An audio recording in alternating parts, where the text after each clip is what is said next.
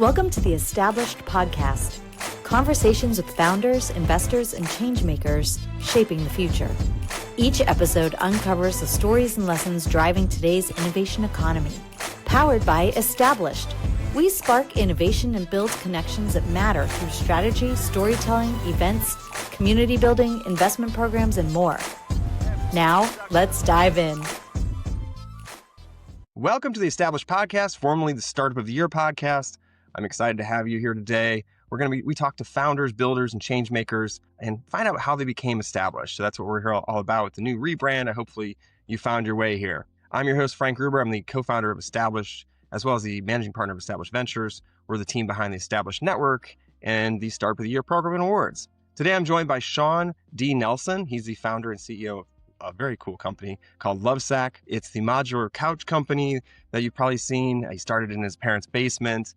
He's also the author of a book called Let Me Save You 25 Years, which is a great book packed with lessons and, about leadership, resilience, taking ownership. And one that I really resonated with me, which is, it's your fault, which is actually really great about just everyone can take ownership. So we're gonna dive into that, but excited to dive into the story of Lovesac, which went from a college project to the NASDAQ Love, which is pretty cool to get to begin with. It's a love story of sorts, I guess. A startup love story of endurance, really, is what it sounds like. Welcome to the show, Shawn. Thanks for being here. Great to be here. Thanks. All right. So for those unfamiliar with maybe Lovesac, haven't heard of it yet, maybe they haven't seen it at the mall or wherever they go. Could you please give us just kind of how you started this idea of Lovesac and where it came from, and then obviously when you started to kind of take it as a serious thing? Yeah. Look, I was sitting on my parents' couch 10 days after graduating high school, bored out of my mind. One of those just lazy summer days, watching The Price is Right. And I had this dumb idea, like how funny would it be to make a beanbag like this big, like me to the TV, the whole floor. And I got off the couch. I turned off the TV, drove down to Joann's Fabrics, bought 7 yards of tan and black vinyl, because that's what you make a beanbag out of, right? Like that pleathery stuff. Brought it home, looked at a baseball pattern, cut out 2 figure eights, began sewing them together, jammed my mom's sewing machine. My neighbor helped me finish stitching this thing up, put a zipper in it. Then I had to stuff it.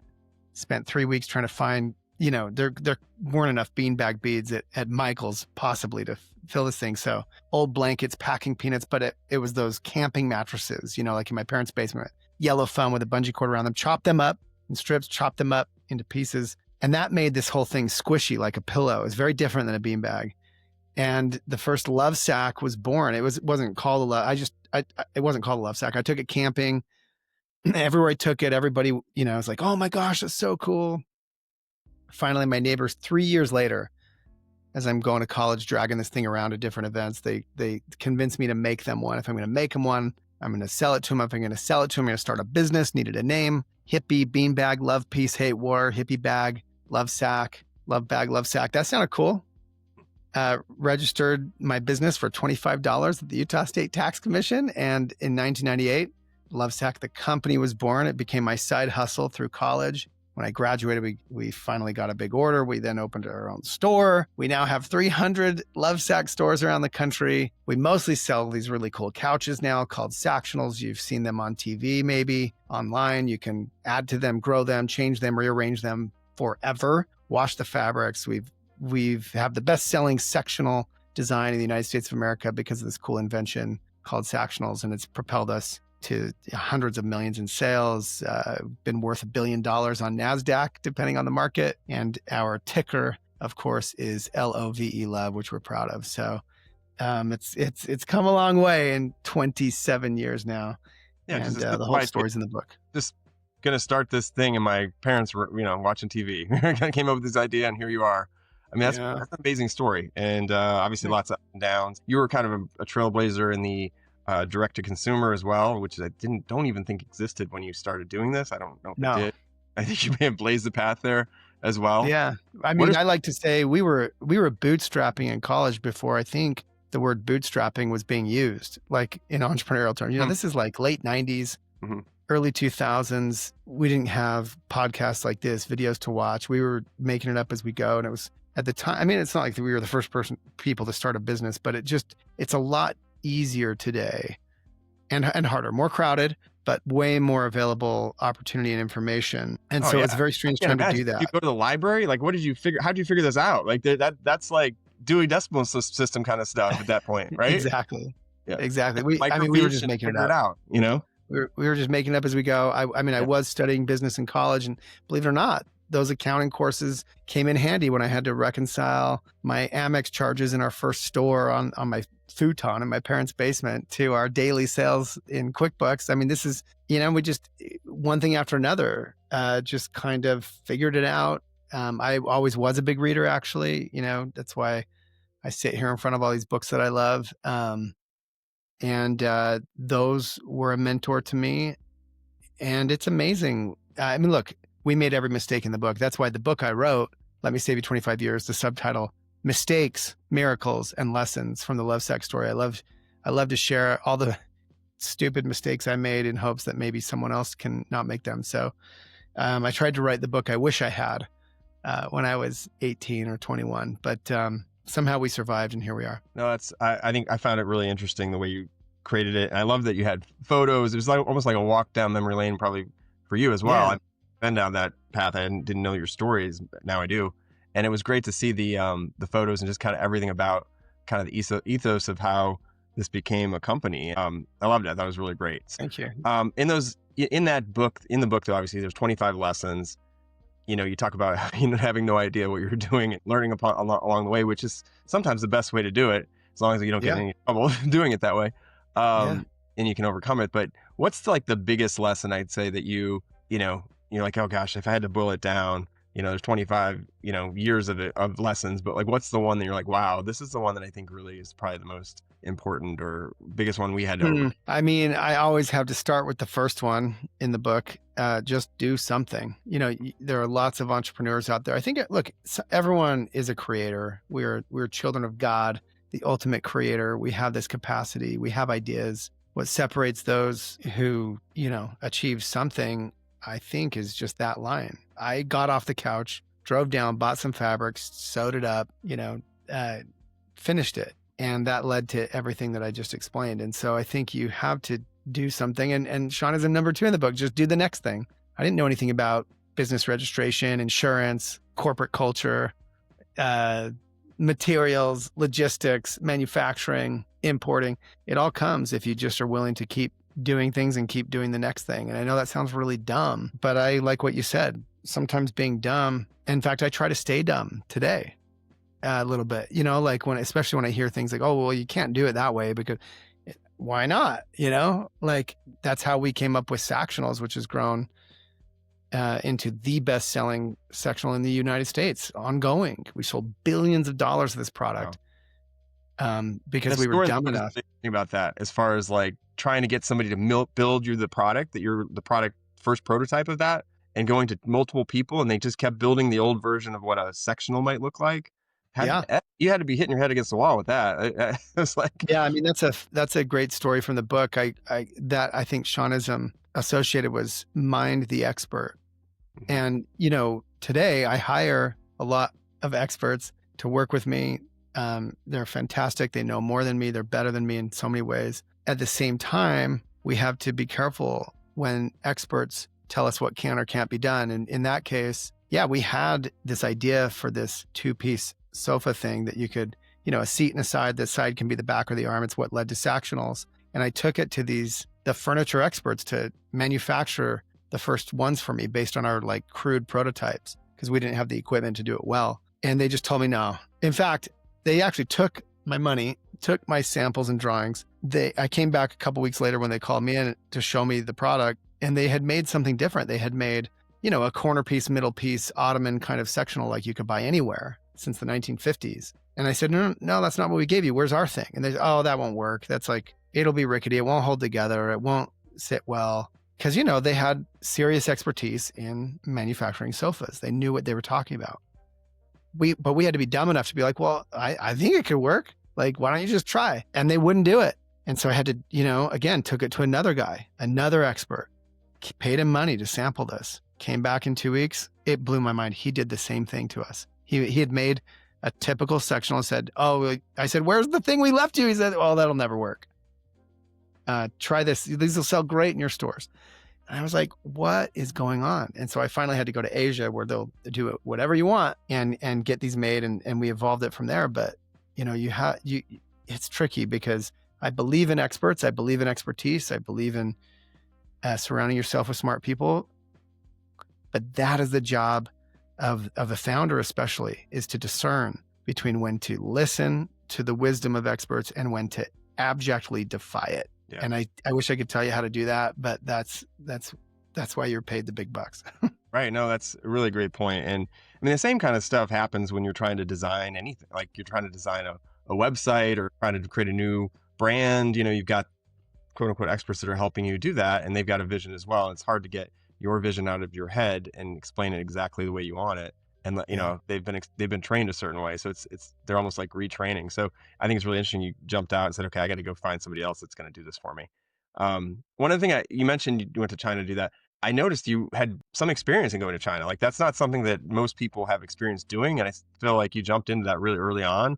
I think it was in college, jumping back and forth quite a bit, and I think I want to understand how that influenced or impacted this company. I mean, because that's like life-changing. It was life-changing. I learned Mandarin Chinese when I was 19 years old as a missionary for my church, Church of Jesus Christ of Latter-day Saints. I got to go live in Taiwan and be a missionary for 2 years, out on the streets every day, speaking Mandarin, became very fluent, reading, writing. I came back home, studied business and Chinese in college, and actually took an internship back in Shanghai, China for another year as a management training consultant, perfected my Chinese doing that, and was ready to take that job when Lovesac, which I had been running as a side hustle, even put it on pause to go on that year-long internship, was at this point where it kind of needed to be closed down or like grown and turned into a real business. And I kept trying to close it down, but people kept telling me they loved their Lovesac. So eventually we found our way to this trade show, got discovered, and got that big order for 12,000 little sacks and had to make them somehow. It was just me and a friend and a wood chipper at the time making these things by hand. So, I went to source the fabric from a guy in North Carolina. It was too expensive. I could read the Chinese writing on the boxes behind him. So I flew to China, found the source of the fabric, was able to negotiate it down, speaking English, because then they would speak Chinese in front of me and I could understand that they could hit my price. Mm-hmm. So both speaking Chinese and not speaking Chinese helped me tremendously. And anyway, I still do business with that factory today. It's been more than 20 years. We are great friends, but the relationship, of course, with China especially and with Asia has changed drastically in the wake of the tariffs and the way the world is changing. And in fact, now we don't make anything in China anymore materially. And we're spread across Southeast Asia and some in America. And we've announced we're moving most of our manufacturing back to America by next year. Wow. So it's been a long arc, and I still don't regret it. I'm actually going to China in 2 weeks. I still work with a lot of great people there. It's still, I've watched the entire arc of globalization and now the place where America's at today. It's been wild. Wow. That's gotta be really interesting from your perspective over the course of that time, right? To see the differences of when you first started to where they are now. And then obviously bring it home. All right. So you talked a little bit about the highs and lows. I wanted to dive in, maybe, part of startup life is just getting through that roller coaster, and your roller coaster was insane. I mean, with, bankruptcy and all sorts of things you came out of and just kept going. Can you give us what kept you going when these things look so bleak? Especially you were saying people were trying to get me to shut this down. I mean, I was trying to shut it down. Like you were trying to shut it down. I mean, yeah. What kept you? Yeah. When we finally, it grew beyond our means, we had to raise venture capital. Their first idea was to bankrupt the company, take it through Chapter 11 reorg, get out of the bad stores we had opened, keep the good ones. It's humiliating, embarrassing, difficult, uncertain. I didn't even know if I'd be able to stay with the company, being allowed to stay with the company, but, somehow made it through all of that. And 100 times, 1,000 times probably, I wanted to find an exit door, do something different, get out of the fire. These are difficult, gut-wrenching, embarrassing, humiliating moments and others since then, that's just the kind of low of lows. And I remember during that time, I was sharing some of my feelings with my parents, because it's like, I'm still a young person. Like, should I just get out? I've heard all these people, they hate me. And meanwhile, I have to operate the company. You know, if you're going to live through chapter 11, your doors are open. The ones you haven't closed, you have to keep everyone That's motivated. hard. You're still That's got to so sell. hard. You got no one to talk to but your parents at that point, Yeah. right? Like, And my parents, you know, they weren't really entrepreneurs like this. But my mom, you know, they're great people. And my mom was upset by everything going on. But she gave me this piece of advice. She stood up from the table and said, look, you can quit or you can keep going. And I know that's such a simple point of view, but we face exactly that every minute of every day, every opportunity, every terrible thing or great thing that happens to us. You know, it comes down to that. Mm-hmm. And I believe in the idea that the tie has to go to the runner. And so in other words, like, unless you are somehow certain by the evidence, by your gut instinct that this is the moment to quit. And there are things that I've quit. Obviously, never quit Lovesac per se, but there are things in the journey that I've quit because I've known it was wrong. But unless you know, the tie goes to the runner and you keep going. Yeah, I love that. Really, I'm a baseball fan, so obviously appreciate the metaphor as well. All right, so what do you think the turning point was with this company coming from a scrappy startup to, you know, I'm sure it's been a long journey. There's probably been a bunch of turning points, but what's like the one that stands out the most?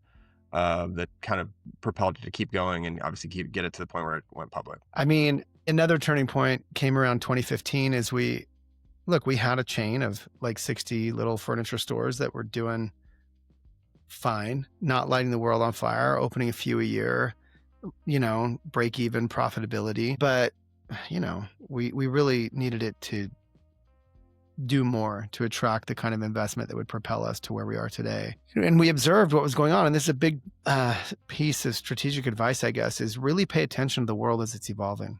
And in that moment, we were seeing Casper, you know, and what they were doing with direct consumer marketing and their mattresses in a box, and Warby Parker and glasses and shoe companies and clothing companies with this whole direct consumer movement.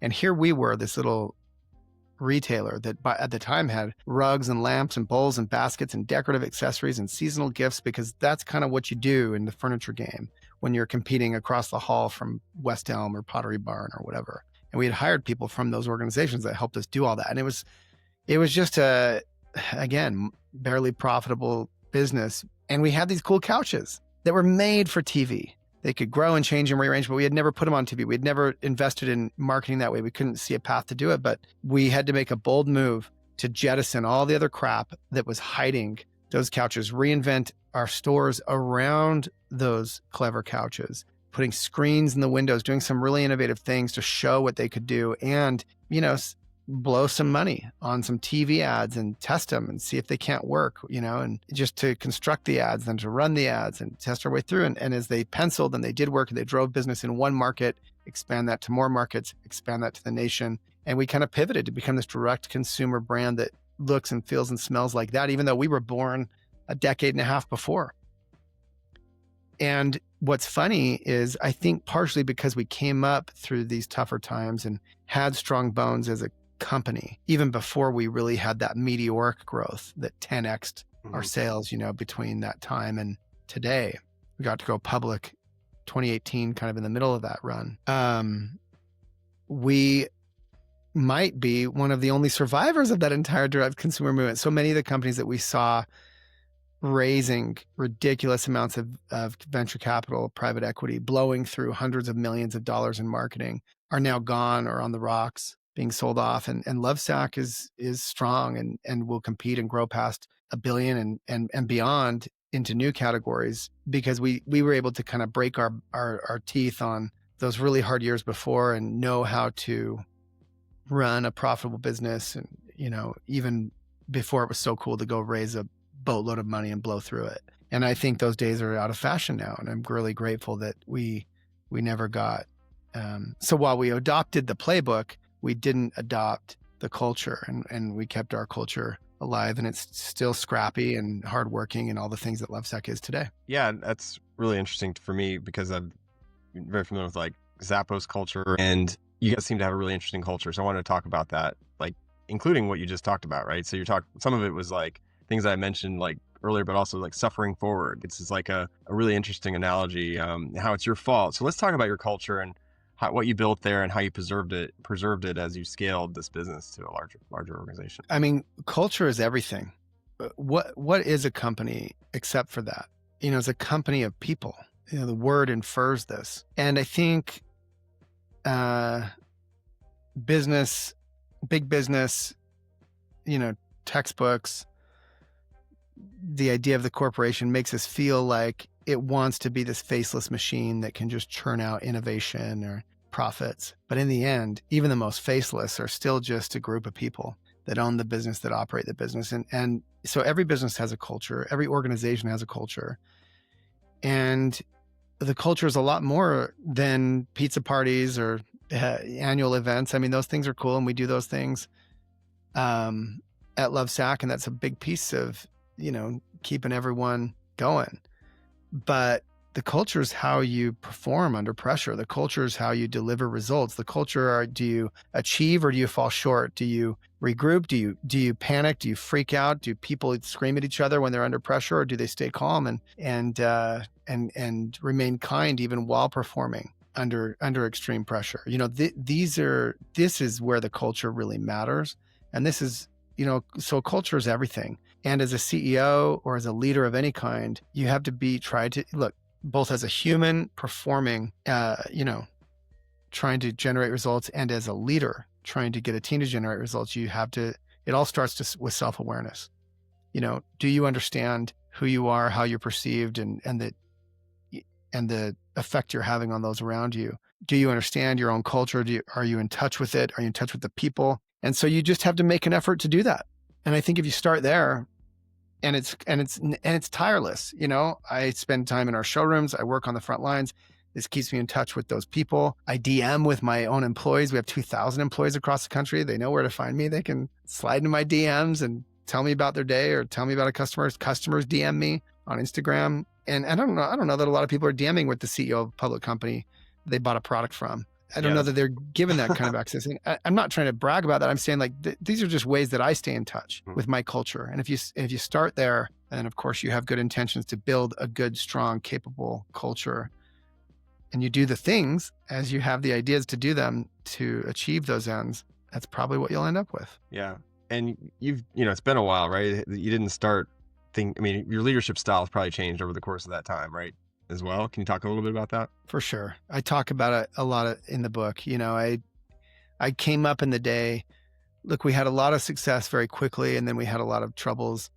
But I came up in the day where, Steve Jobs was worshipped, and Steve Jobs was a jerk, for the most part. And look, super talented, an innovator of our time, but it's sort of rubbed off on a lot of businesses, where it was kind of like founders it's okay to be a jerk. It's cool to be a jerk. It's cool to be like hot-headed and argumentative and challenging. And that's iconoclastic. That's what you do as a founder, as a CEO. And I think I did some of that, a lot of that maybe. And I hired people older than me, smarter than me. But if I'm honest, I kind of had to have my stamp on everything. I had to review everything. I had to prove everything. So was I really letting them own it? And did they even want to stick around in that kind of environment? And I had to really learn over a long arc. I wish I could have learned it faster, which is why I wrote the book. Read the book. I think it's full of a lot of this kind of useful wisdom. But another Shawnism, hire better than you and let them own it. It's one thing to hire better than you. A lot of us can understand that, especially if we're young and we can hire people with more experience, but if they're really that good, do you let them own it? And that takes a huge management. That takes a management of one's ego.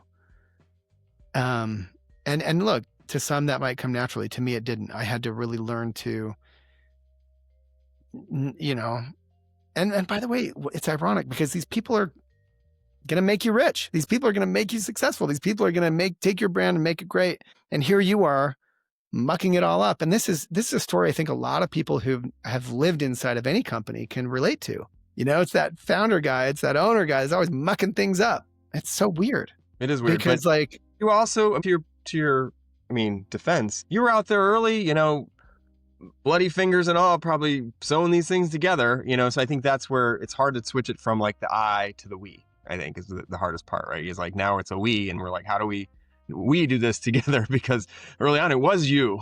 Absolutely. In fact, start with that. Right. Practice the art of never saying I, even when it was you. Just make it a we thing. Give it all away. Look, it's you that's going to probably benefit from it. It's you that's going to get rich and famous and probably get all the credit for it. So any chance there is to give any credit away, just give it away. Because you're probably going to get credit for it anyway.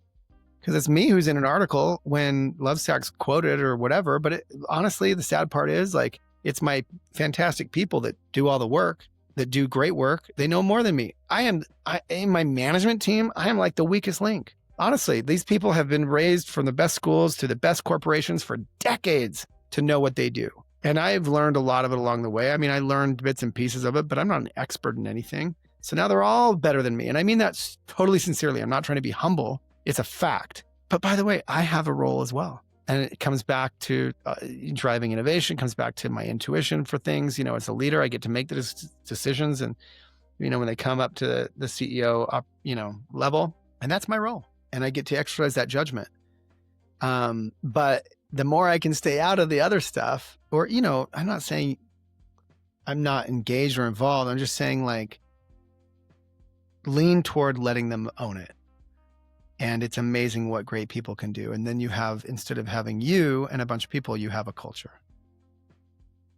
Yeah, that's great. And I mean, you just mentioned like all the great people that work for you. I mean, that's got to feel really good when you started, just this in your dorm room, basically, right? Like it's wildly flattering yeah. and honoring to even have people choose to come spend a piece of their life, a piece of their amazing career that they've built with you doing this.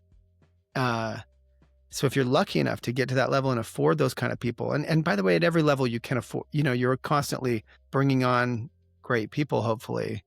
And they continue. Obviously the size of the organization scales, it scales with it, but it's a blessing. It's an honor, and it's yours to mess up if you can't evolve as a leader. And many cannot, which is why a lot of businesses don't scale. They don't scale because of their leader. Let's talk a little bit more. And I know we're almost at time here because I know you got some other stuff going on here today. I appreciate you being here with us at the Established Podcast. The book, really, I loved that you were so honest about some of the hardships. Like I had to sell my condo or house and, you know, a bunch of kids and family, and you're trying to like make it all work and, doing this for the long haul. That's all part of starting up. And it's not something that's talked about all the time. So I appreciate that tremendously. Yeah. Can you talk a little bit more about that and maybe like how your definition of success has kind of evolved from early on to now? Like, I think those are the two pieces. Look, I won $1 million on TV with Richard Branson. He had a reality TV show in response to The Apprentice. That alone one time. That story is crazy. Yeah, Fox Network. And I won $1 million. I won it. Mm-hmm. And I was made president of Virgin Worldwide. This is as Lovesac is in existence. So I'm both president of Virgin Worldwide and CEO of Lovesac. Going back and forth. I'm a little bit famous. Of course I had $2 million in debt when I got that $1 million check. So what's $1 million?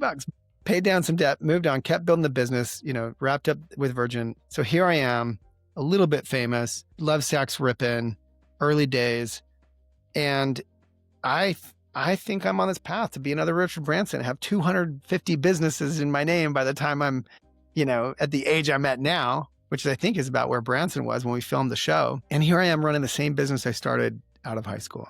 And by the way, I think I have a path to build it into a Nike. I believe that for Lovesac, no joke. You watch, give me another 25 years, this thing will be a Nike and Apple, and it will do great things. And that's the path I'm on now, but I didn't know that back then.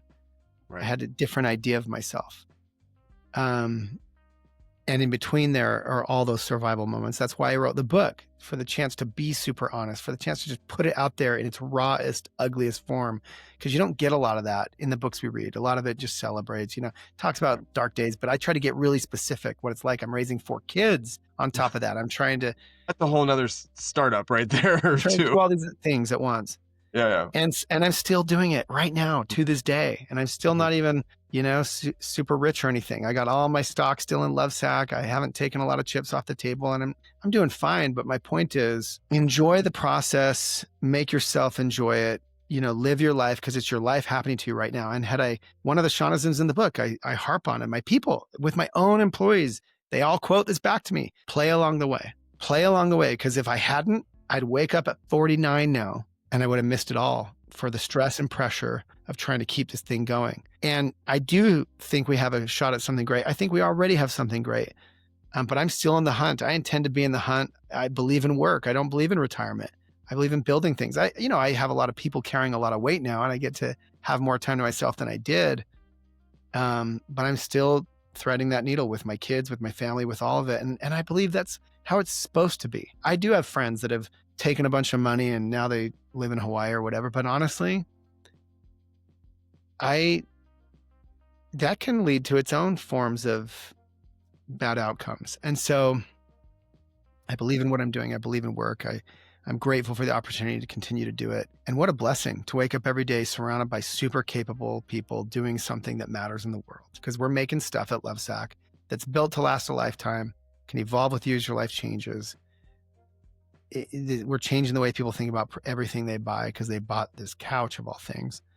This one I'm sitting on is 18 years old. It's on its 10th set of covers. It's, grown and changed and moved with us and can be mated with all of our new stuff. And I'm just proud of what we're doing. And so to me, if you can do something like that, and even have a shot at doing it for the balance of my life, that's a life well lived. And I'm grateful to be in that spot. I love that. You've built something truly established. You've obviously done it with purpose and obviously shown a lot of gratitude for everything you've been able to accomplish.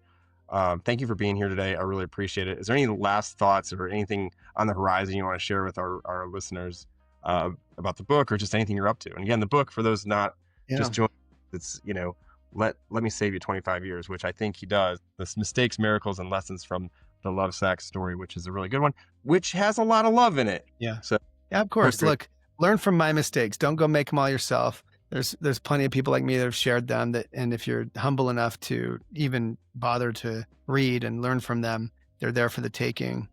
And don't be afraid. This life is an adventure. None of us make it out alive. So go for it. It's a great point. Thank you so much for being here today, Shawn. Really appreciate it. For all of our listeners, this is the Established Podcast. We hope you learned something. You have something you want to get going. Get it going today. Get it started. Shawn says it's ready to go. Get going. Just do it. Get out there and start it. Iterate. You'll learn along the way. And hopefully you'll join our network, the Established Network, for additional exposure, opportunities, things that kind of help you along that way. So appreciate y'all being here as listeners. And thanks again to Shawn for being here as our special guest. Thanks, Frank. Thank you for listening to the Established Podcast. Be sure to subscribe, leave us a review in the App Store, and share the show with friends, colleagues, and on social. Together, we can help more innovators become established. We'll be back with another conversation soon.